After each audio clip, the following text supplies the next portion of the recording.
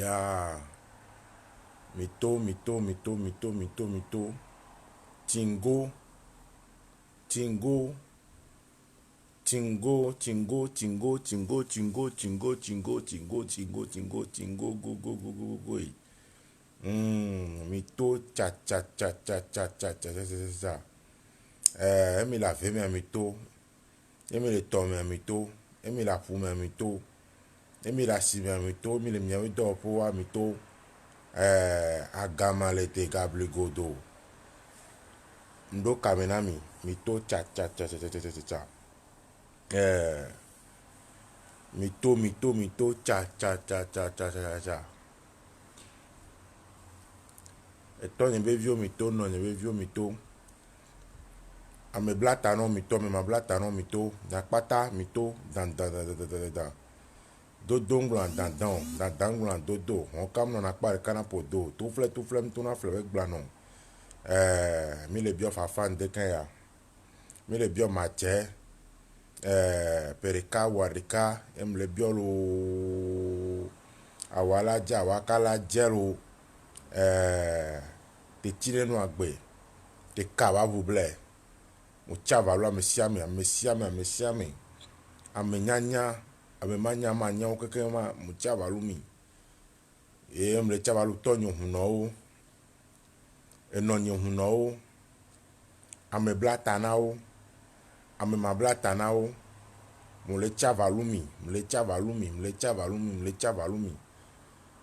huno gao le Togo bani maji Benin bani maji Africa bani maji mo chava lo mi huno gao le diaspora mo chava lo mi huno gao le diaspora le Belgique bani maji mo chava lo mi France bani maji mo chava lo mi huno gao le diaspora l'Amérique bani maji mo chava lo mi Germany bani maji mo chava lo mi fi o mi akeke mi le kwa mo le chava lo mi lo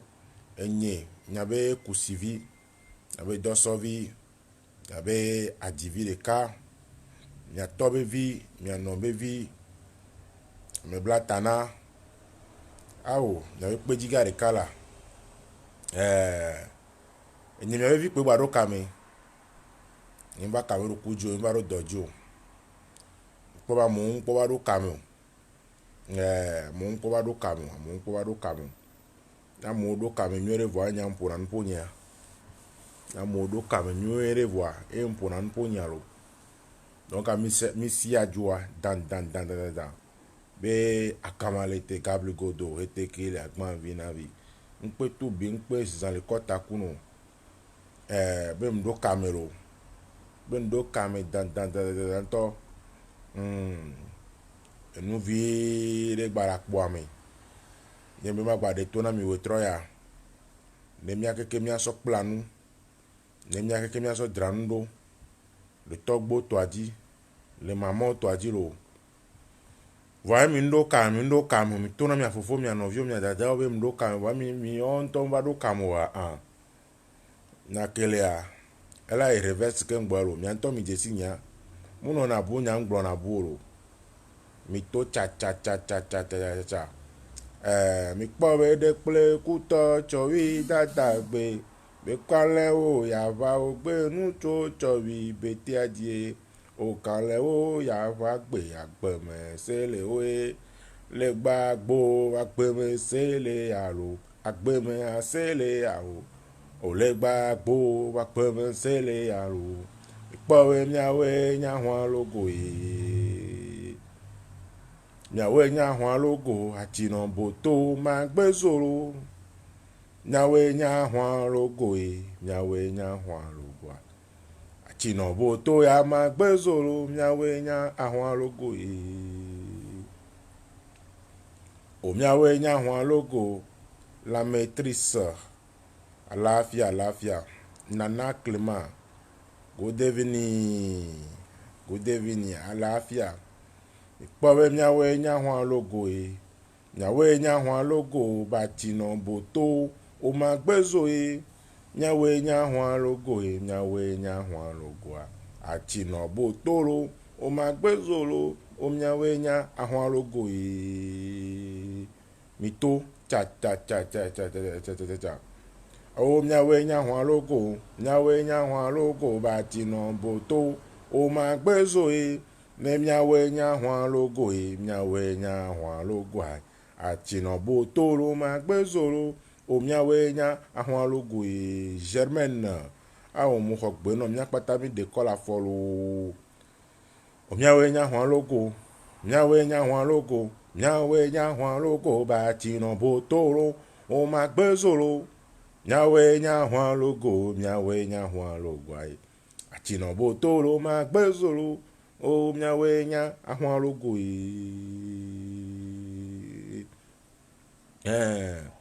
Mu fonu de ma do gbera lo. Awa ma le mi lo. Mu fonu de ma do gbera lo. Awa ma le mi lo. Nyawo lo, awa ma le mi lo. Nyawo, awa ma le mi lo. Bawe nyawo mi tobe ahwa male miolo yem la tiswa yo me ahwa male miolo bopio. Bawe nyawo mi tolo ahwa male miolo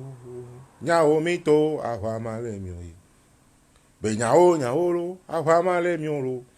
awo yemi le goro ayo me ahwa male miolo yemi da lafia yo me ahwa male miolo yemi le kunde ayo me ahwa male miolo be nyawo ahwa male mio nyawo mi to ba ahwa male mio bawe nyawo be ahwa male miolo yemi do kunde ayo me ahwa male mio nyanedia akoson agbedono bawe nyawo mi to lo ahwa male miolo be nyawo mi to ahwa male mio nyawo lo ahwa male mio yemi le kunde ayo me ahwa male mio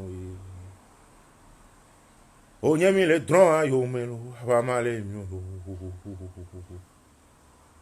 o yemi le kunde ayo me lo ahwa male mio lo be nyawo mi to ba ahwa male mio nyawo mi le klo ahwa male mio be nyawo lo ahwa male mio lo yemi le kunde ayo me ahwa male mio awo gbedora nyolo atike ruvio gbedora nyolo minoto o mi kpo gbedora nyolo etron ruvio gbedora nyolo atura meresia ne no tam ewire garesia gane dama po o mele klojina de tike ruvio gbedora nyolo no vi kpo gbedora nyolo awati suruvio gbedora nyolo bopio ogbedora nyolo agoro ruvio gbedora nyolo wai etura meresi ane no tam ehere ga meresi a menesi makpo awo mele klojina de atike ruvio gbedora nyolo no vi pove nyolo no vi pove nyolo o no vi pove nyolo gbedora nyolo no vi pove nyolo etura meresi ane no tam vire garesia gare dama kpo ano vie o mele klojina de tike ruvio gbedora nyolo pene jema kpo widara ne jema kpo lo o widara ne jema kpo lo widara ne jema kpo hia jema kpo anilo widara ne jema kpo ehedara ne jema kpo lo widara ne jema kpo o ne jema kpo hia jema kpo anilo widara ne jema kpo lo kuluma ku gbete kanle o kuluma ku gbete lo kanle o kuluma ku gbete lo kanle o bopio bawe kuluma ku gbete kanle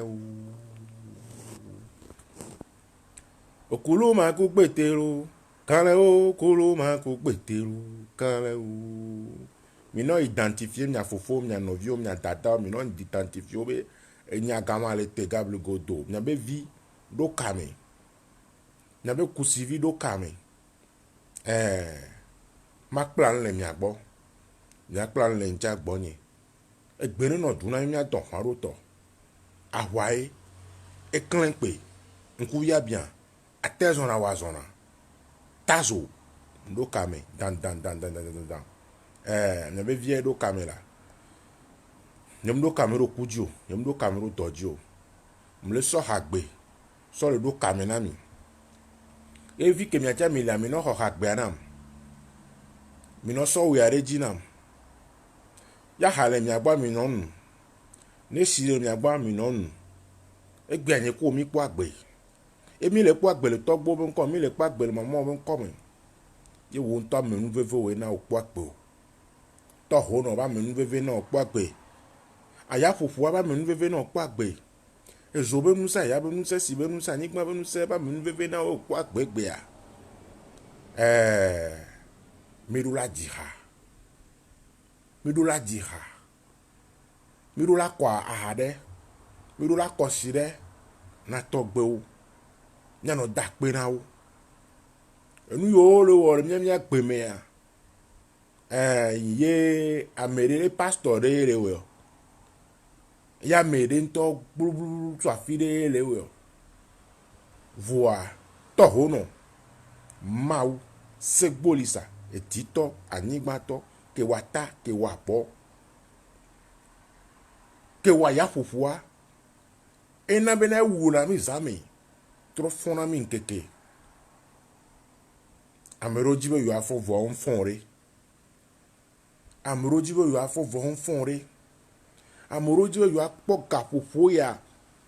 comme la signon tonye bevi so kaka america mto gbe no amero jibe yo apo gbebe nkeke ya gafufu ya ke nyeku mi le fodu ya on po ne be gafufu ore wa nyeku mi po ne be gafufu a mi do la jiha church to wo be aseye tocho ko le gloire te déjà aseye tocho avec gbe me donc aseye tocho ko to wo le so aseya miawo togbo mo rio mama mo rio togbo ga mama ga me wa we nyan ko na aseye tocho a nya jiha nya po nya ejine jomi lo nya no vi onti ejine jo do fofo no vio ke gba po agbe le gbe me keke ama ejine jo so enti na dakpe na to ho no adakpe na holu sapata le no vio ba peta be e chan la gbegbe adakpe na to ho no do suron ba gbeta mi le fon le dakpo le dawi for yo fon kware do gbera alo dakpe na to ho no do esuron wa ba gbeta enya kamale te gabli godo hetekili agban vinavi npe tubi npe na zizan le kota kuno jehwe mpo na hona siku kan eno via bli fantom ya fa oba me ke pe na nuare npe na nu be kuno la a o mi ma pe nu aku enu ke pe mi anto enu ke nto e ba sogbo mi anto mi pe yare eye nto la avli mi pe mpe tu biare mpe na zizan le kota kuno je mpo na hona zikuke eno via bli fantom ya fa emi ba so be sakpo masajo tu gbaje via bojajo sakpo ediglo de kaje via bojajo sakpo ediglo bene gban bene ya be ya kayoko fakafoko eblu abe de gbe ago rojo adi John do pe no eni le vi pe gbado camero era fo le badi be vi fa mani lo nye me nyande awo vi o mani lo nye me nyande o no vi nye so kem lo nye ma gba okoro vi o po mani lo nye me nyande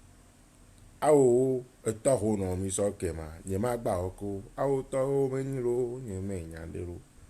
eto nye hu no o mi so kem lo nye ma gba oke o awo mi ato mani lo nye me nyande lo awo eto o mani lo nye me nyande lo eto po mani se nye me nyande lo eto nye be vi mi so kema nye ma gba oke o awo to o mani lo nye me nyande eno nye be vi mi so kem lo nye mda gba oke o la awo tɔwo kpo nyame nyi lo nye me nya ɖe awo kɔmla si nyo sɔ kem lo nye ma gba oke o tɔwo me nyi lo nye me nya ɖe lo edam joel sɔ kem lo nye m da gba oke wa yi o tɔwo me nyi lo nye me nya ɖe gudabla le kpɔ le kamero ɖaɖa wa sɔ kem la nye ma gba oke o lo tɔwo kpo me nyi lo nye me nya ɖe Julia le kpɔ ɖaɖa sɔ kem lo nye nda gba oke o miatɔ kpo me nyi lo nye me nya ɖe awo vi fe kpo mli le kame nyi nya ɖe kpo o miatɔ mu nyi le kame la nye mu nya ɖe wo ye mu gba dzago tsa mi sɔ kem lo nda gba oke o awo miatɔ kpo mu nyi lo nye me nya ɖe gabli godo mi be mi sɔ ke dro be nyi nda gba oke o la awo miatɔ kpo nyi lo nye mu nya agɔ ɖe mu dzedo mia awo mu ke mu wɔ na mi o mu ke mu wɔ na mi o mi sɔ ke mu dro be nyi nda gba oke o awo miatɔ kpo mu nyi ko be na nye mu nya ɖe o ami nya nu ɖe mi fiɔ mu dro nyawo mi nya ndea mi fiɔ gama le te ba nya nu vevi ɖe la gbe me mi nya ndea mi fiɔ mu dro Charlie Lanjaka tout mes respect do gbe no o nɔvi o nya ndea fiɔ mu dro awo gudabla o nya ndea fiɔ mu dro awo nɔvi kpo mu nyi na mi la gbe ya me awo senior mi nya ndea mi fiɔ mu dro awo etɔ nye be vi o mi nya ndea mi fiɔ mu dro awo mtsama nya nu vi ɖe le akpe ya me lo kabli godo be na mi fiɔ mu dro la mtsama kpla nu vi ɖe le agbe ya me lo agbe ya mi va lo agbe ya me sese lo agbe ya me mi va lo agbe ya me sese o de la o va ɖo kame ya o sia o si asɔ ke mu dro la o gbe ya me mi va fiɔ mu dro jamais na kpe na mi awo agbe ya mi va lo mi sɔ ke mu dro lo ende mu wɔ na mi lo ayi nɔvi sɔ ke mu dro na fiɔ mu vi ɖe la agbe ya me lo awo gabli godo be mi sɔ ke dro lo ife be ni lo be na yi me nya ɖe lo gabli godo be na lo sɔ ke mu dro awo vi fe kpo mu nyi lo nye mu nya ɖe lo awo to ya ɖe mi hu lo to ya me ɖe hu eto ya mi hu la direct ya me eto ya me ke mi hu de awo nu nya de enya de o tsɔ nya vi ɖe asɔ va nam nu nya de lo nya de eto ya mi hu egbe ya o tsa sɔ va lo kama le te gabli godo ame lo ŋlɔ be hasinɔ mia dzi ne tsa ngba kpa ne tsa mu dzi ne tsa gba kpa ne tsa eye wa ŋutɔ compositeur mu nyi bon nkpɔ nye arrangeur wa mu composer ne ke ngbo ya me la va arranger ya ne de va arranger fa wa yo wa kpa ha ya kpo tɔgbo we ha kpo awo ngbɔna dzi ɖe so ŋti inspiration va na em sɔ ne na mi ɖeka awo sia koto sia mi yɔ miatɔ la nya ha gbe nya no dzi ke ngbo ye kame bloa amodo kamea ke ngbo nya ke la nda sɔ va ye kame mblo amu do kame ko to wa o enda fonu fo kame ro la blo ke ngbo nya ke la ma so do etuadi eye wa ba o we sia koto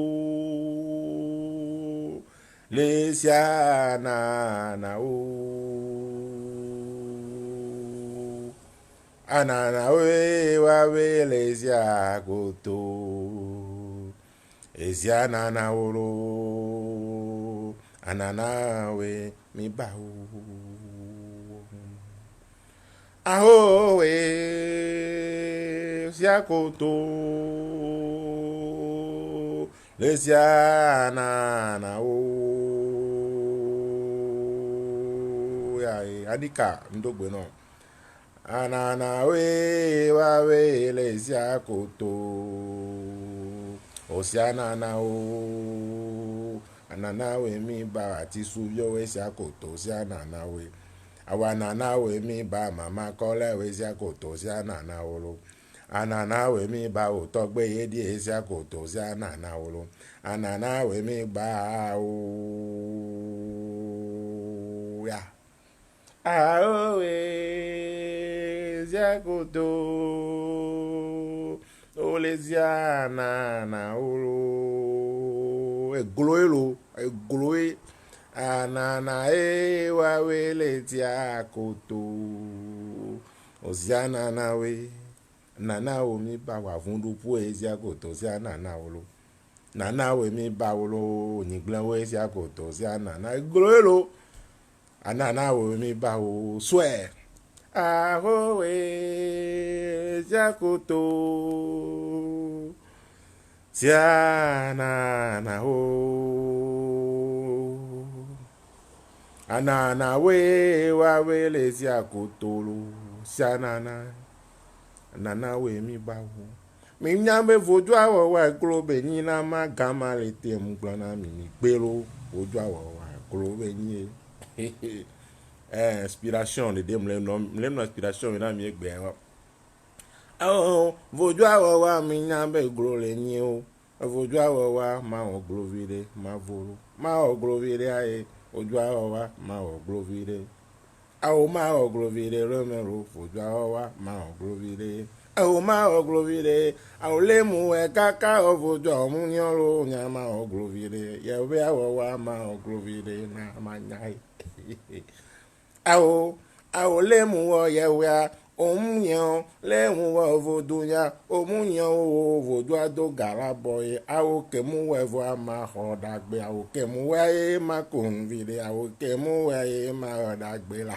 awo kemu wẹ̀yẹ máa kò ń vire kemu wẹ̀yẹ a kàn dàgbé kemu wẹ̀yẹ máa kò ń vire gama létè wọ vodo ayẹ la pọ̀ dàgbé la awo kemu wẹ̀yẹ máa kò ń vire awo lẹ́mu wọ dẹgbẹ́ ro omunyan o lẹ́yìn wọ yẹ̀wé omunyan o yẹ̀wé do garabo na mi nya wo kama le tebe ya ko nu vire togbe ti me yan ya be ya ko nu vire ya voju awo wa egrole me lo voju awo wa egrole me o voju awo wa egrole me voju nya me wa do garabo voju awo wa egrole me lo awo kom la ti nya egrole me lo ye be awo wa egrole me o a de la e mbe ye be awo wa egrole me la yẹ̀wé àwọ̀ wa eglo le mẹ́ro yẹ̀wé àwọ̀ wa máa wọ́n glo ye agama le tebe ya sọ̀rọ̀ glo ye lo fojú àwọ̀ wa gara bọ́ọ̀lù àwọ̀ fojú àwọ̀ wa eglo máa wọ̀ lo o fojú àwọ̀ wa gara bọ́ọ̀lù fojú àwọ̀ wa eglo máa wọ̀ lo o gabligodo de hatonami o gbé òun lọ mbẹ́ o la se o la dúwe de jìnnà máa pọ̀lù àwọ̀ fojú àwọ̀ wa eglo méjì lọ fojú àgbédeke ovoja wa eglo ven ovoja wa do gala bolo ovoja me kala projimo ne ngom le zirika kam zirika e kam mji haro de ta ve mi se poro e gom me gbogbon le va ye me le pahana mi zirika wa mi le pora gbogbon le va ye me le pahana mi zirika wa ye imagine bena mso hawa po ye mdo studio po ye mbo bena wa ho kadama wa no po kede ntetete kede wa ho pesia evo mi jo wa ro evo inspiration evo mi ja dal bob te wa me kala produit ne do kamezeri ka cha we o la produit to gba gamale te gablu godo me kala produit ma lo mi pare di ma tro no mo no de son to na mi no se ya mi le di be na de mo no de son to na mi ni no se ya be voju awo wa do galabo hamle jamais vers fin vers ngone dada file be va de hawa toi ma ta dingora ha ke be jadi ma kafa ma savo amere vers hakaya le di ko be mi création yepo npo mi le kan ke ma demi final ha kaba pata azande akomi bo de ga hareto bo be nka fojo wa do ga bore fojo wa ma globire amere de ha to se kwa de toi dingo a kan fan zereka a savo zereka parce que a hafifie wa ya droit d'auteur a le brame ka be droit d'auteur le vevere vraiment ma sahaya na ya hanya nka mle ke mso senero de ha de ka li ha de ka sorabilita de ka jini de ka ata evi ewo no sogbe plo evo parfum pora le perenti habibi le perenti ma sahanya na me faro wa me va bien droit d'auteur o anu ke yan so na droit d'auteur me va bien droit d'auteur na hanya ji o pa me la do problème na to dingora me aji o vodua wa do gara boy vodua wa ma ovire kosi de tiku wezo vodua wa do gara boy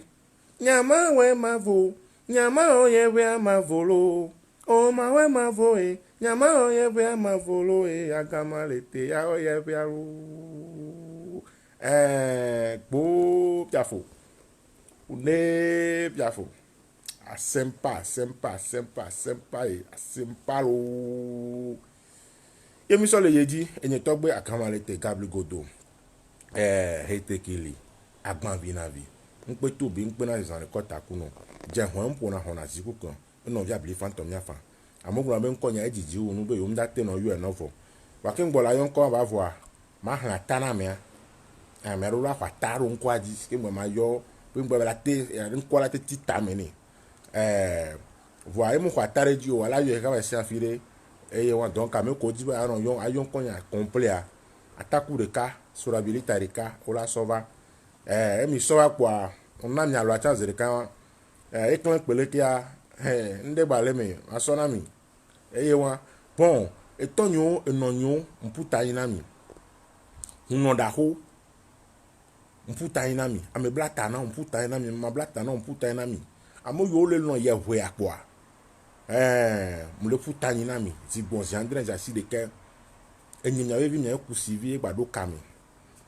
mdo kame gbe a enya vite de ka eve bo la sini maso na mi klem wo troya egbe are mi gbon be venavi gbon venavi wo venavi be émission va ivo zereka zeve mo venavi be émission va ivo voi nke na be gbado kame wo troya nton be obe ma dasi direct nya vire indagbo émission ko pendant bon un mois parce que yem dina we comment on va un mois di pour rien awo enya e la no na mesi over na moji enya mla si o angba va moji kwa ngba va gbon betizo kwa awo betizi ya mle nyanya gbonyo nu ko mu nyo angba va no gbere kamu nu ko mu nyo wa ngba va le gbere kamu donc enya em nya ndo kwa mo na congé susuru mla si o alo nya re mla si me ma fion do wa mo na congé amonoto on na mle inbox be aga kama en direct ma aga kama en direct ma yem va na en direct chaque 5 minutes chaque 10 minutes be no yem nya menene to awo yem va kama kponya me nyare la sinye nya kala sinya nya vevere alo mere so nyare so apom ko so apom a be ma fo mpo so nyanchi na me chama so plan le kame ena na be enya kama le te gable godo hete kila kan vina vin pe tu bin pe na dizan ko ta ku no ja kwa mpo na kona jiku kona ya bi fanto ya fa nye do da kame egbe anya kaba je gbonyo ole na mlenya be ame le diaspora le kafla America bele na mlenya be yeyi ahwe over wo venavi be konai o venavi be konai kaka ona evo be so venavi photo o one ya so venavi photo do down be makpo mbe félicitations oh félicitations be merci be venavi drona e kaka venavi drona voir yenya kencho vale be semia ye divenavi nyaoma bi fiare mbale biam ne ba me be na kafla on to divenavi a be ya na kegbe alo pour be venavi va lewa parce que venavi va le na me fan venavi va le na me fan la ni venavi to bu courant to la va lo fan emi blo va me dro venavi o va le na me et on sonya so bien quoi bo be venavi le ici nyawa venavi la siwa eyo venavi la siwa de venavi are e ya na kegbe a alo la gbe terme culinaire be ni le vodwa me anake gbe ale ni le ko kafla ame ekua venavi okua emi gbo be o ya nake gbe ma mi gbo bo ku awo o ya nake gbe donc bi e be na de nene be venavi o ware o ya nake gbe a nti be ve jo ma e jo amene venavi amene on gbo bo pa venavi o lo man of mi nyo chan zereka nye va no do kamera gbo yo pa venavi o pa venavi na ekudo to gbe no na mi en to venavi tom ni nyo mi lo wa gbe na mo en to venavi tom ni nyom lo le venavi ncho y a un homme qui pas venir avion on pas venir au John Aouye au John Avenavi on pas na ou ma so nya jira ni amene be so Togo so va lo konema America e be le gbo ifie lo une semaine va ke gbozerka o ebe eso nya so pombo me e de mi gbo be de konwa o le ke ma de konyo ma ya church ina san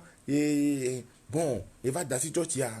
o be wa pasa de kondo e suivre na émission yo ko to nana conseil ko to e cha il va boutin kaka va ya hwe ke va hwe kwa be ya so vodo so wo e so vodo so wo e do wa gbo wa fi kwa o nya ele do me e be lui le do pan zer ka nya ko lo plan do ko pona e be via ka fla nde ma te gun e kanu vi o e ni to gare be nu po to gbegble na ye yo e ba hwe o ke gbo wa zer ka e ba hwe leso l'Amérique fún o ça peut bon pied nous be yem se no agomore be comment se fait be nyama no to gbo me nya na conseil coup de to voyons là sur conseil nya ye nu ton gra joro ye jima me nya wa lo ipo be o be voju wa do gala bolo me nya wa lo ipo be o be voju wa do gala boy me nya wa lo me po be ati swa wa do gala bolo me nya wa lo e po be o be voju wa do gala bo ama o gbe lo ma o gbe uno ojo ina ma o gbe lo ama gbe lo ama gbe uno ojo ina ma o gbe lo ama o gbe lo ama o gbe lo uno ojo ina ma o gbe ama o gbe ako ra pasadi dada goke ene ba me yo ma mto gbe na mta teto fana ka répondre ce téléphone parce que tom na meria je suis très humble je suis très humble yem wona tukaro yem wona tukara ku kanto je suis très humble fike ma tukara tale anya be clean pe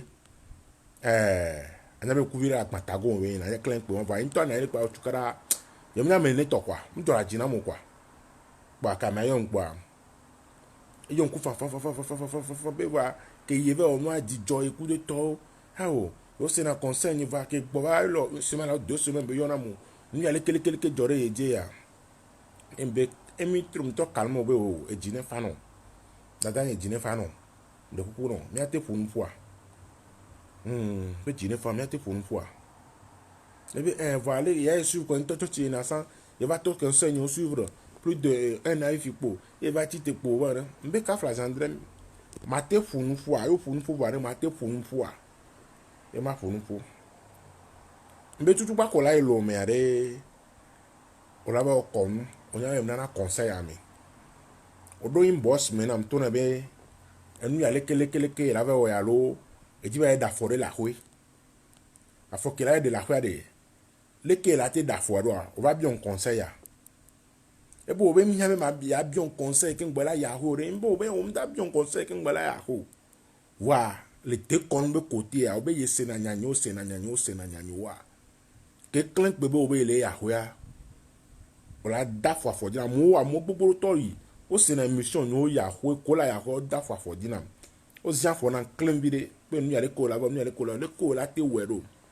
alo le ke ba te na conseil yo le ko alo me kae nkpo be la te o ne be na yo amu va biona me o i chon gbochan o ko na le lo ebe o nu ke duro en to la o le ke se na mission ya do pa e so na conseil ngona ne popo dare donc comme il y a le conseil pour la il a te la on ne peut yo da suret fi fiare venavi ko ware el agbea venavi o la agbea o ya la ke gbea ebe venavi yo ebe venavi o la agbe abobo Mbabobo dilo abobo dinamlo abobo dilo basombo de mano dio yawe no kudowe bodiye azombo de mano dio yawe no kudowe mi ma video ya na me le veve na e comme se mva na mon émission va de mi sene leke atoto na mi leke kwa guda pato ya la pato na mi le senu kwa ola pato na mi le senu kwa ni ma blable mi le senu la pato na guda pato are o se mi anto mi awe tekon le guda pato kwa la pato re kana mi kwa o la pato de karami mi le gbon be mi na conseil mi le va conseil mi le akọ mi jave ko mi jave ko fan mi jave ko nuwa o mi anto mi yi mi vo mi abe nu o we na mi nyu o we na mi nyu nya ye mu gba nyu. Concis de Tico, je vous ai appelé la fois passée pour une information. Eh oui, oui. Donc, Benoît, Concis de Tico, Antoinette Amégan, donc Benoît. Mi kweda, mna conseil, va que mi ya kwa mi anto mi yupo mi cha hunore po bono afana yo no no ka mpo ndo le ava po kaka mbe ha gbe nya voilà. O be yo ve ko neke ah no gbo ba diaspora mere ne amede penton baba yon kebe obe ye ve hono ala ye ve olekila voilà me le marché o ni akele o e pe le o ni akele amede so nton gba plan amede pipo parce que mi ya ba ya kwa mi mva da fofo dina ma lo pa me gan ode ke mo nde ne be nti mi na le ko la zo azoliado ni o mfiona yo ware ni ko la te zo azoliado gamade yo la chacha ne se yo le kaka ne se zeriko yanto mi kwa mi gba be obeti trogbo beto to na mbo be na ye be vina vi o la pe mbe nya wo la gbe ma mbe vi ko lo be lo yo gbo la America fie na wo ma mbe jo vina vi ameni vina vi kafla vina vi nyo le fie kafla leke kafla lo o jo vina vi leke kaka meni o jo vina vi leke kaka meni mbe le ko no vina vi ba suku se e ve gwa chare ma e ba suku do se donc a suku aso ameve e si ameve be ye e jo vina vi leke kaka meni ke jo vina vi kaka meni a be yo be vina vi la pe fifiare vina vi la pe yo be jo vina vi a vina vi la pe yo ve okonu jo vina vi a o so ku va home na doko. Nous-mêmes qui avons des parents bocons, on t'appelle souvent pour les conseils. Effectivement, comment sinon le fou il m'appelle bon, il m'appelle pour des conseils. M'tcha m'hian ndarea, allo m'hian dalo, il me laisse ne pas gomo ben bien tiens, mais les que nous aller carré, il me laisse gomo. Les n'a mes points de vue. Mon frère de sang le fou bien est gomo là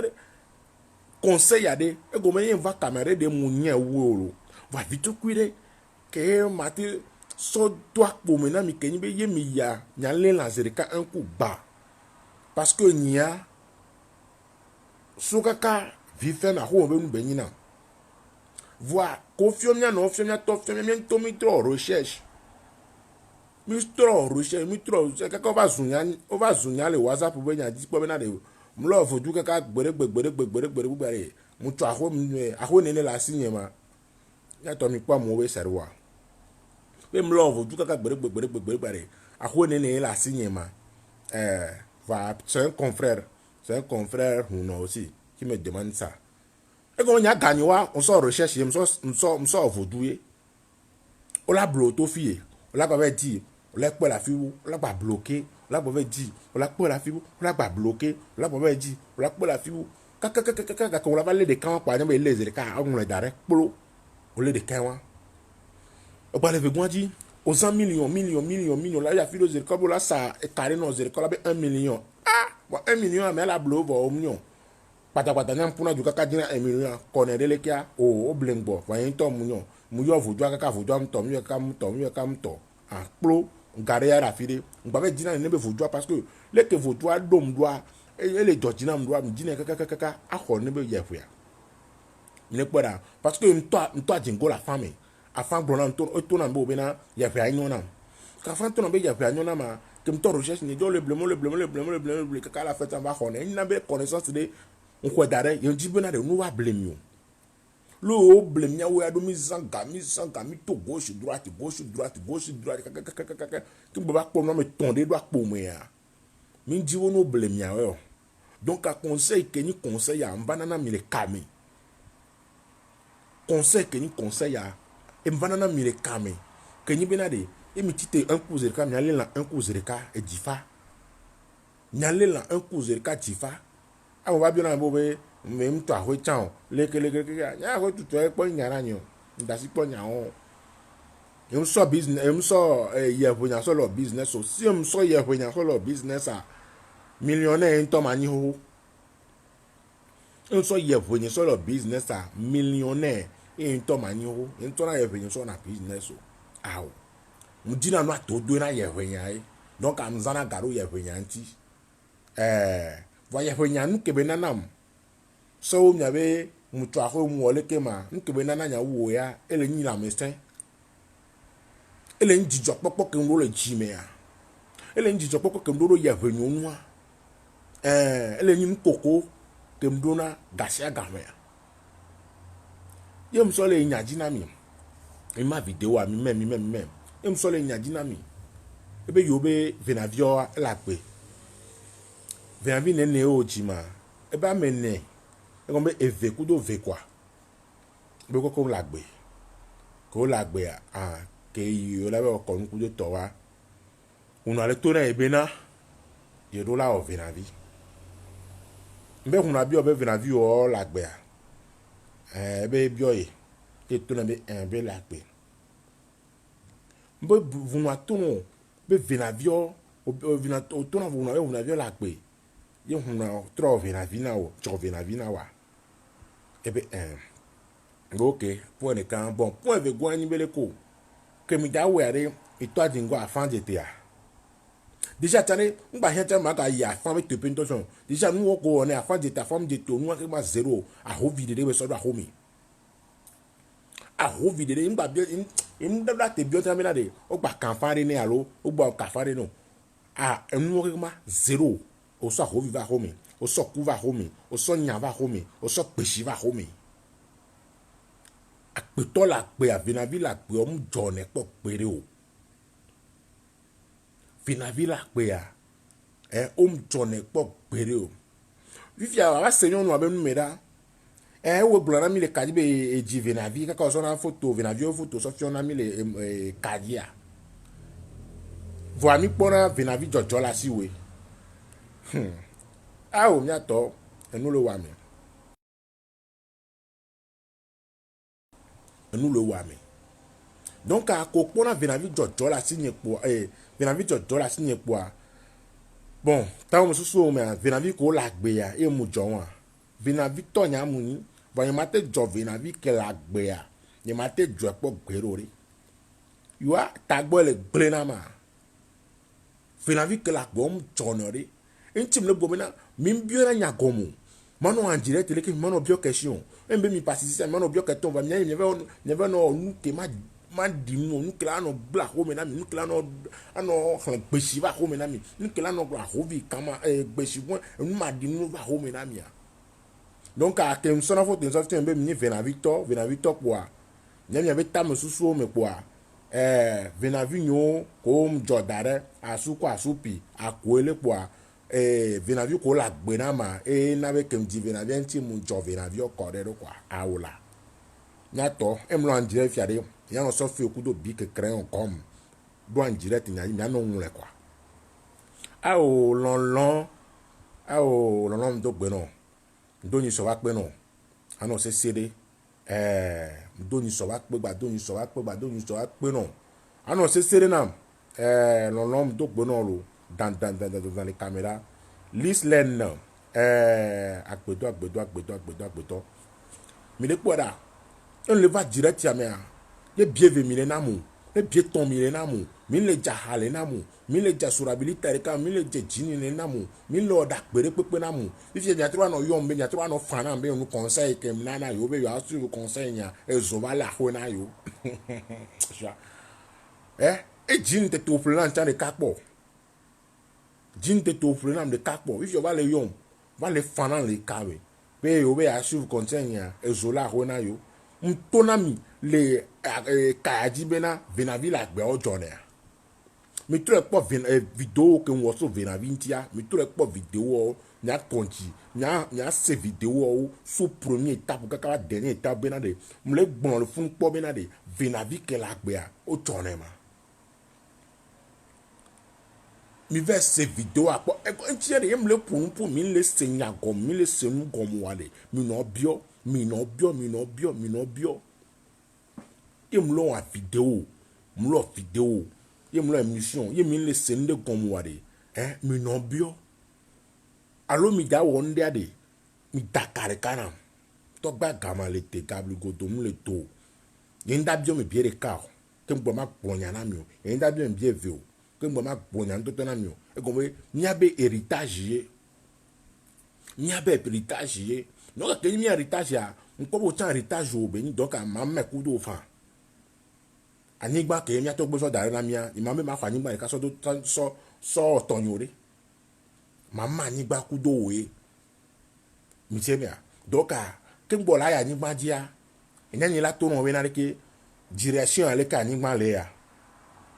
yo ve do funwa anigba face a e ho ale ke le ya ma siti yo funu yi gama yo ya ola anigba correct di o ma va voisin ba anigba di la ba rien ho viva homo la brada salud la ba rien a ho vi to ba homo vina vila pe mu jono alo ya mede le kame fifi po be obina vina vila pe a o jono ya mi va fion mji ma plan mi tanu anya ke nyam le gbon a yem le plan nyoro tanya to gbo nyiwa o mu fion nyoro alo tanya mama nyiwa o ka komo le gbon na ma o dan tanu a ko le gbon na ma o dan kwa tanu a amerogboa o wone donc a me ko gbo wone le ya emi le kame a yo wone la me de gboa amene na manya be yo gboa wone be vina vila gbe a o jone lo vanyere tokpa kama le te gable goto rete ki la pan vina vi boa vina vi la po ma te jo chokpo pere o ke me ho mama ni hogbesi e la le gawu e blem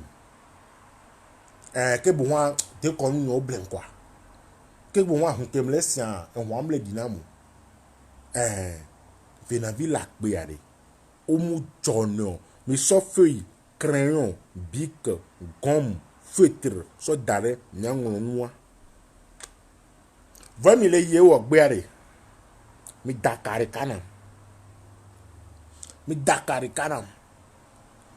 Mi ngon to gbe mle do. Awo, j'ai une question. Mlo programme ma yahwe. Nyawa. Ola yahwe a da gbe a. O nto nu wo ya. Oko ile yahwe be wo yo. Ebe voju ebe kwa fan ku to nyawa to mo aleke yo ve do anigba jajare o ma te so ame no fan la patado kenya me amo nje ne me munchi kende vale yo error le kiade ame no gbelon zerika mi de poda donc ane ne bende be la nyewa donc ame va yo va le fana be déjà nous ko so va ne poubelle me mbe atike jovena via na o ma mbati kajo venavia no ma ebe nka aklikonti ebe aklikonti o so jo venavia na e mbati klikonti ogbona wa be yo be venavia ko l'Amérique ra be o kanfana yo be venavi ke l'Amérique ra donc a ko kanfana ya venavi ke l'Amérique ra le bon mena yo la jo la klikonti be oui yato ndele jo obe vena vi ko l'Amérique la gbeda le funu fu la femme bena yoa atike mo yo la jole ya ele nya kle konti me yo la jole wa me la America ro la le funu fu da bena no jo yo la kle konti me wa ku Jesu e ku so le ahwe e to so le ahome e nya o so le ahome be si o so le ahome mbe on po on to gboze ka do gbe ahole zono o nya o le to me ahole zono e vi o to do lele a on to on po zereka e go mo so na binavi so blenavi o mano gbe na mi le ka me zereka o so na binavi so blenavi o on so na binavi so blenavi o ye voni so kaka fetome ya gbeto po yin ya no po ba gbeto se le ko re ayo wa ti won lo awo de mu jole Fait non pas dormir l'eau, assaut non pas dormir. Et n'y a les, oh, fait non pas dormir. Assaut non pas dormir l'eau. Et n'y a les, oh non pas dormir l'eau. Oh non pas dormir. Et n'y a les, oh non pas dormir. Oh non pas dormir l'eau. Et n'y a les, oh non pas dormir. Yassou sebe non pas dormir. Et n'y a les, oh non pas dormir l'eau. Y'a pour ni souka ka fait tomber. Que m'ba va ni ba ati. Ko ba ni ba ni chan. Y'a fait ko ba patoni. Ame sen venavia la kwa la fia. Va nye sen.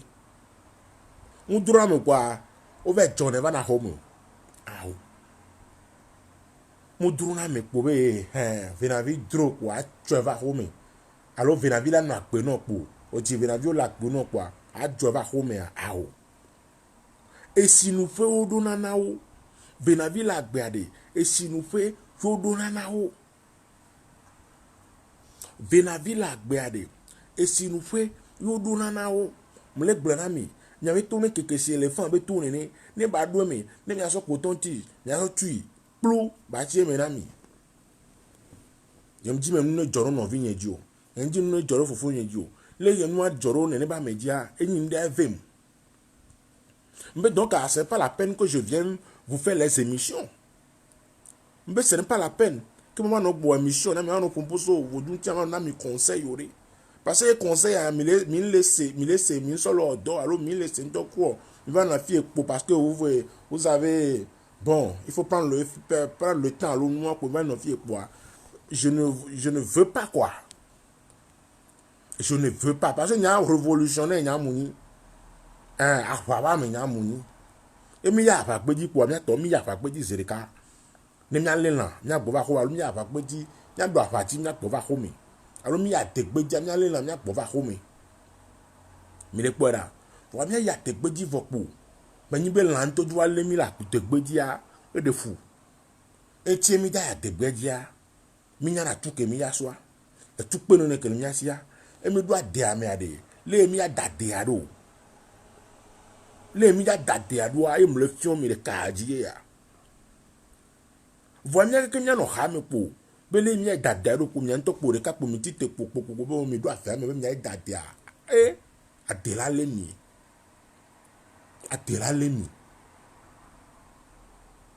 amere ma nya denwo wa dele ne mere ma nya denwo wa kwe amere ma nya denwo wa adele ne ro amere ma nya denwo wa ekwe amere mu na tenu wa re atele ne ekwe yin le va kam le pompona mi ade vina vi to gbo so amla ko azire ka vive mu yo mi chabalumi le je ha nye o toro po we je vie mi le ka po en pam chabalumi na be nya em le gbon ye yim kari chabe mle gbon baramo e kale huna me sha me ke ojibe yo ayo a e kale huna mi ami yo ojibe yo ayo yo na mi conseil allo yo ayo allo enya kemle gbon mu le menene o yo ojibe yo akonu fona so nya kenti mle gbon tia allo amede kwero buchan amendo kame amene yo amene fiominu amene so so va parce que nku ya bien e clen pevo ate zona wa zona Jean Kakaki nya patami blibo yem do kame mi le gbon de kon benya amom tono amom dina be yo asenya nyo ntochori amom dina be yo asenya nyo ntoto ba mvale gbon bêtise yi fi po be lekeleke a mi ya kpo ka ajila do allo ye mvana po wona clash na me allo mvale buzz mi ento mi yone wa mvale buzz allo mvale clash na me a mi ya kpo be ka aja e lo do ka sha me commenter la no commenter di mi ya no me pe mi gba se si me on be clash a mi gba se si me on be nya le kekeka mi gba se nya le kekeka les lois mi kona premier ni les gadia mi ni premier classe les gade fi nya le a mi ni premier classe e don ajina mi huna to mi enregistrer ne jan e mi la no mo fu mi le ko be clash ka jo so mi yone voire e mi la no fu mi fi benade o mi kan le gbagbo ma mi yan kan ya fama o to gbegbo afama ya na yo ni so sala Yo, donc bon, famille n'a on a yo yi so ça là. Combien non, on se donne importance de pe jo. Donc on se donne importance de pe jo wa. On tele ne be nlo tamu quoi. On se donne importance de pe jo wa. On tele ne be nlo tamu. Mi le kwera. Donc enya efifia, enya no dise o ejo la dinami. O fi ko be ame yakuda me o le wa trele. Alors ame yakuda me o dakon. Bon ame ya clasha me parce que godevi que be doit godevi a collaborer ici quoi. Donc à nous to mini premier avant nous bon vu ko benade il faut parler de votre identité ses problèmes. Au bon on t'a faut pas ko doit rewa pour nous poser faut pas anti ses problèmes. Au bon pour poser to bo anti ses problèmes. Kosima oko big respect salut ses problèmes. Au be to bo ben koro o muyon. Au be maman o ben koro o bo be yo maman to o le gbon be to. Oh, ma très bien nyawa nonye lo. Ma très bien nyawa nonye. Bon. O be tole ke wa we kofu ale ke me be no. Ba bon, be akple ale ke be de ba bon, nyi munyo lo ma bien nonye lo. Ho nami. Ho nami. E won pe. O nto togbo, mo nko mama o be nko o munyo. O nto togbo o be nko mama o be nko o munyo. O be nu ke mi sena le mi ba ho me ma. Oh. Encore, yo pona togboro le funu akuga oh non laissez-le pour ma page, j'attends juste le moment opportunité. Ok, merci beaucoup donc bon Eva salut yakatami blibolo yakatami blibo yo be obe o nu ke mi sena le mi ba ho me ma vodu call mi ho ma togbo call mi ho me ma o munyo ono na ika bo po togbo no na ifuna nu sorabi anu sorabi on to ave yo dan le jan kuma yo ayo mu ikofu wa japo o ya yo mda fo fun japo nu am le intéressé yo dan teto e go mi le perdu quoi mi le do problème quoi obe ka kokwa no gbina yo ya do nu kele no wa gbe ya de ro mo le yin o do la chaka ku do ka kokwa na gba tro pa pe na no na tro po modu mo gba le teti ba no agbe ka wa buble yo be dodo be dan awala je awakala je ka hohwa nu ogbina yo ya do vo be ya dasi ka hohwa yen to atro créer be ka hohwa e ka ye ya agomai non atito ma atito ba komai e do akomai la e do akomai ka hohwanu ogbina yo ya lo nyama no va kan wo e gomina mva bonyare na mianto mi mva suivre nyo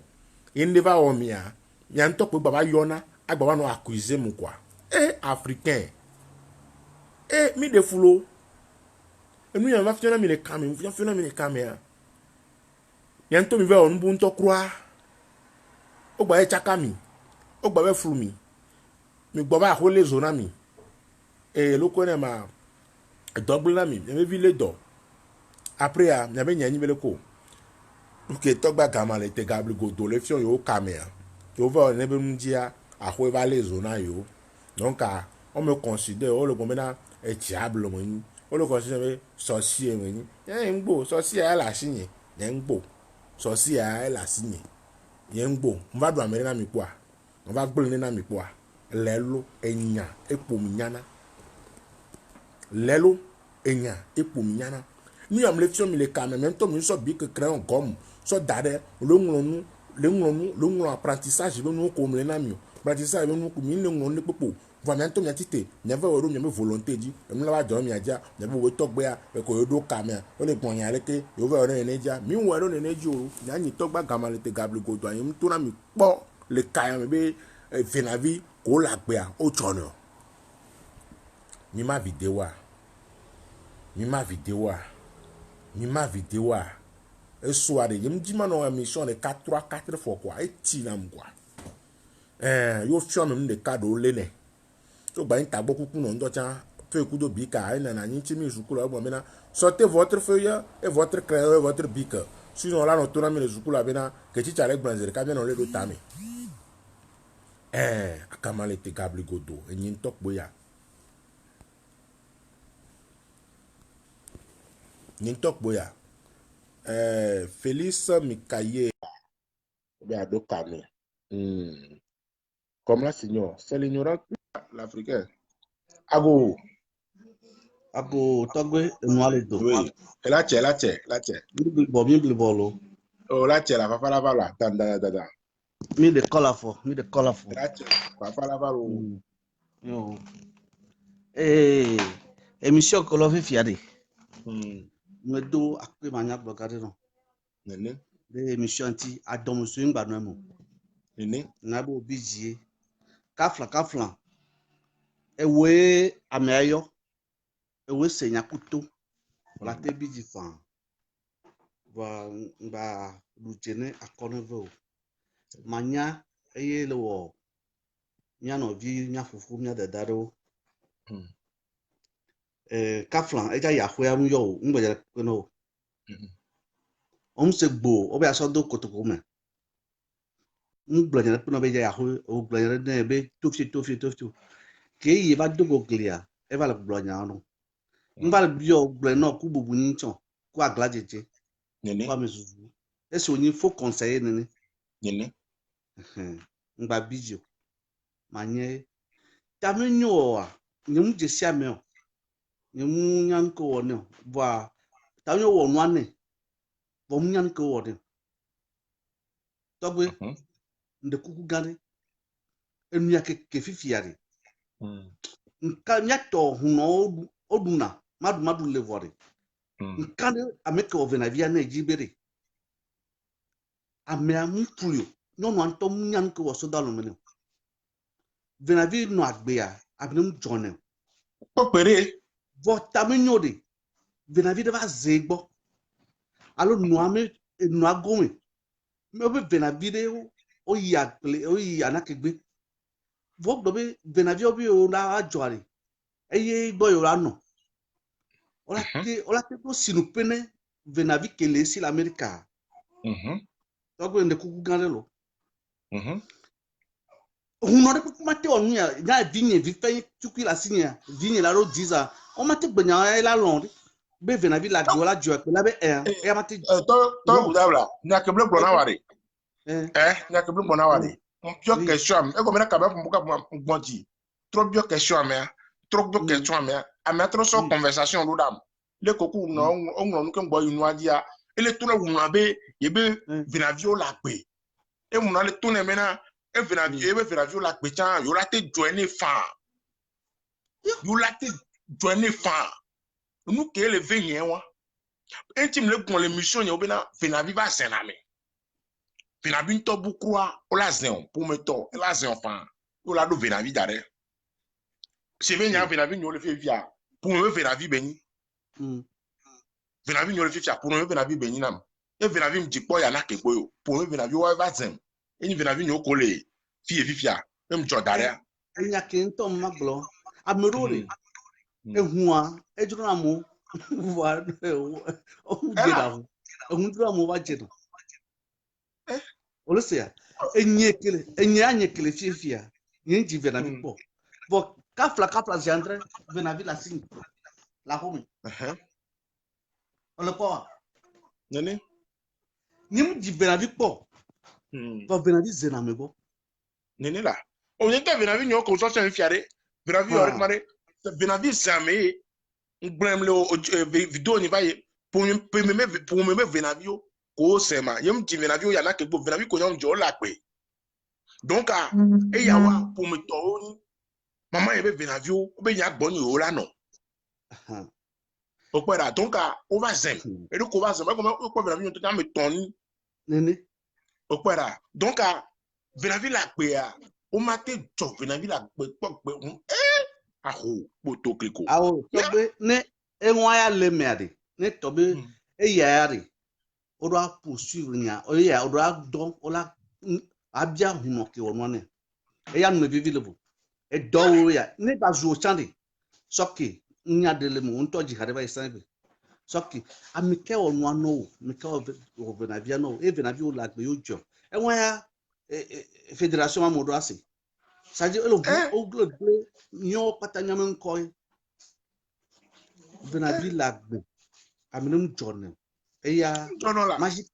oh. allô nya ke le ba me daje allô pour écoutable allô me Et moi, daje allô hein on allô nya nya do ke me le wo nya ye vraiment écoutable pour là au pomme le Bruxelles, ni ku venavi nyo zona. Vo gapo puru meri. Amiro le la so venavia, aso yo me fiose meri. Ola be de noajo. Am ta flash gendre, nke amel suboa, mbaba chaka ne. Ebe me di o kwa. Evo, ne ola so venavia dare hume o. Ne de kula awe. On toto we. Vo venavia ngani peno. On tevi la sube kwa. Afide ku kolea anole dasi.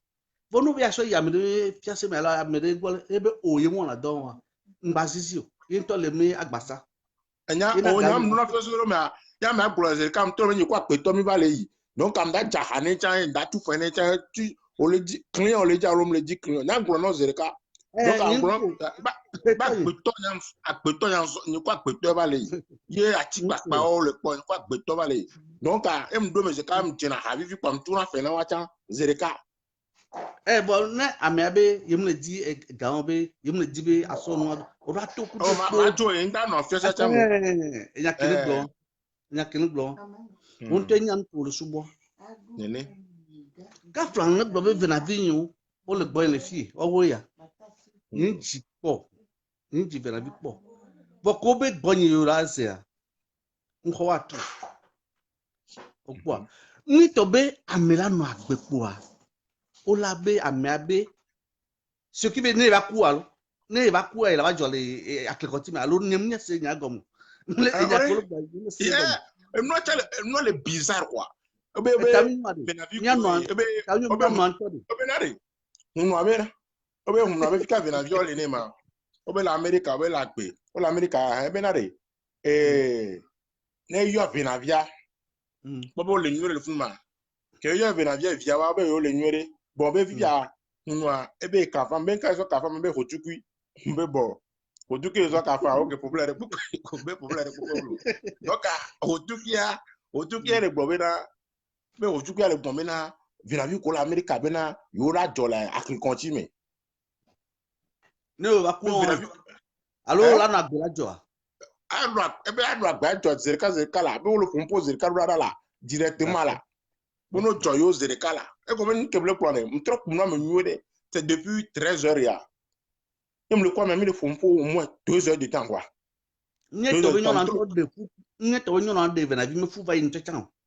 ah voilà vena via me ne le nyo na si evv o jo ele ke zerika la o la gbe la ya amen na ke la gbe la nto bi me na no nto tojo dialo gay man mo joje e to ni gay man chama te o don bon yem se ne po gomure bo mi anu abi nkpra me ga huru pe da si yo o vera e nto ka pe na inde hu na ko we family pe mo ni me de ka pe mu geso jiode america ni ne o e atavio alo navio alo na gandera na si yo la tebe obe mi gbo be na yemi le se vena via e bo la sa tide yere kalva na yin ku boko la sa bonne vena via famille yo na ho na vena via nene e via famille yo keke o sa so do atame yo po le jo vena via agbe ne wa via yo na bien tom nya africain on to le diaspora hypocrisie wa gbe ro ya di se me emi ye Africa pare o miawe miawe la wewu e wo nto la to nko be amere ngba apo yo bele keleke kwa nu akubele hlan ba ekubele hlan ba amere do kamna ngba bijo nto oko to oglonya de Georgina ma oglobe ta flashes yantre ehun to mile ne amere le direct yame yenya be vinavi no na gbe yo jonea never go ne yas boya nya pata mi so mi amata na bo aso na make nti le be vinavi la gbe yo jona kwa never go nya nya pata mi se egbe wa yin alo yin to bon ke mama nyola glonya na ma alo danu ke ngba fi o ma alo yin to recherche ke won kakare bon o fumu ya Allô, et comme, so que 13 heures avec dîner pour bagba, c'est bien. Non, il faut venir à nous la sauver comme avec quoi. Parce que un temps, on direct ou avec quoi. On va Bro, capable. Gaiman. Non, Amérique moitié au noir là. Et non. Non, vi pe chukio cha kapla. Amo wala ati no chachi nta chano bla no la bo mu na ya. Mais là, de la cliquon, mais. Ne bo kore be aware. E won to ko ja ona ke be suivre na direct wa comme suivre na nyiro. Monsieur Mnanyoro là. La gbe na bo ka be ni na ne yo. El se bo aso bosike ya to nko ne bon mu jo na. Ma jo chaka ka hira chiro. Be vira vio la gbe kwa. O ba jo. E sinu po la do no. Nene là. Si nous pouvons prendre là. Vira vio o le agbegbo ẹrun no ya na kegbe yo jo na tọgbe amo ebuta onye amo wa nye o le jibi ado kam no ana mo no aba gbele ncha le kam ko lo enu ale do tọgbe ni Boudabla là. e doke se do e pola ola yigba ji lo O da do bla da do. Ya. o te zopoto ijika gbo e ko ko so fe e pola o Akpero gaga. Izare. Ngba bijo mpolo bi ngba bijo bla bla bla bla bla lo Yo, akwe. enu ale do mada sika nya to o le kamelo Yo, mtakwe na tokbe Boudabla. Do kame. Était trop confirmé. Était trop confirmé ba me la. Tu as pas péré. Me dakwe na Boudabla. Mbe alo nyento mkem do le film les missions améré alo nyento nyem le film no nyoro wa. Alo nyento agamale tem le film vela dio be no nyoro wa. Aou. Va kame am na point de dit point sur de dit ntimbo na caméra. Voilà, mais maintenant point sur dit 100% yo. Là non sur radio là non 99% voire 1% na nania. On la sona e kame to be na c'est-à-dire 1% wa la gba 99% wa. Et na ndo kame mpo ka pompo vambra be mia to. Nu nya ji do be ni. America mnya na vono. Ta nya kem so ba ya enya gblen so gblen voa. Ta nya ne ji be la no. Donc ame chame so be susuva. Ne mia ke mia lita tanti la ni pakpala na mia ke. Et nana be na ndo kame nglo be na nya to mito ne mia plan mito akama le te gabli koto enyo do kamera mi nyenda kwa kumpo su bonchon kwa parce que ya woto ya to ya file nam du voilà yembi di chon ni ma vidéo ya va me que baba yonke po be na nana conseil ye va venir vie va venir vie la benaye ye va jovenir via amela do problème ko don grave ni ma vidéo a ame le vidéo ya me po jem le bon nami so kudo venavi to bo so amla ko kwa si de ka vi 20 le fonu nami wo vidéo vai ne ba me la kwa ti te po be e ti venavi la pe ye va jovenir dare be question e be mi question anti ya amela do problème ko do ni em le fiomia feu une noedi bic ne noenti crayon ne noenti feutre ne noenti ne mi anwo dare do sorti ne mi so han gbe na mi anto mi roko apevire mi le bi oto ho no apevire mi le bi oye hweawo mano tonya ji ya fi ma va ku manu agbe vire ya fi ma va jo ocho da me de mai na po ranu po mano tonya ji ya fi ma va joro o ma pa gbe vire mano afi ma va joro Koko Lonson jembe kan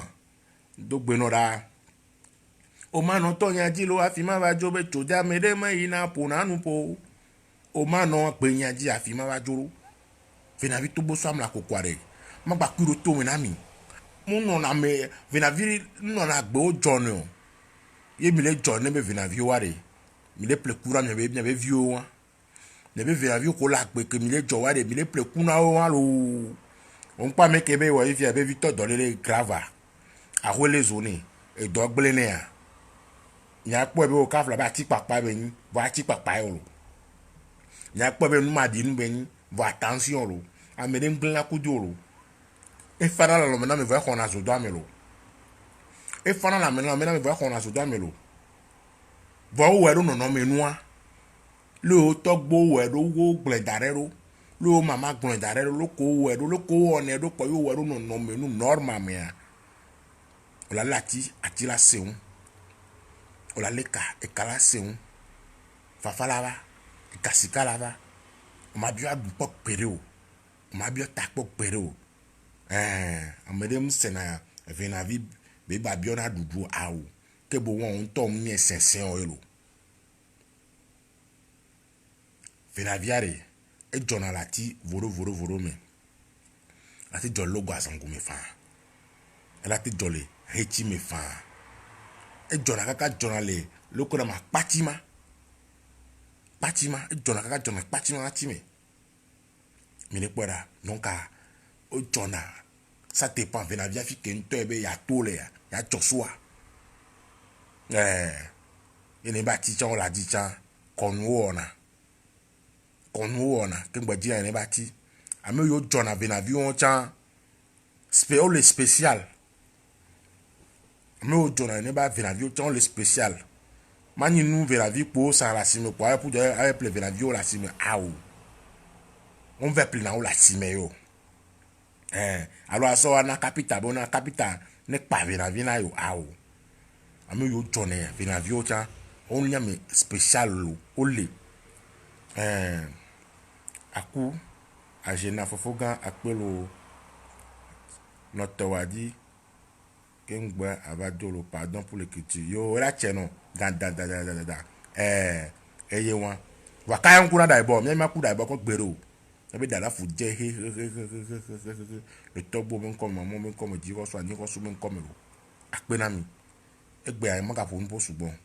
na no sesere fafa ne ba na mi siami da gbe ne ba na mi siami modu mo pa ne ba na mi siami te ti ba na gbe te ka abu blelu akpe na mi lo e izare bye bye.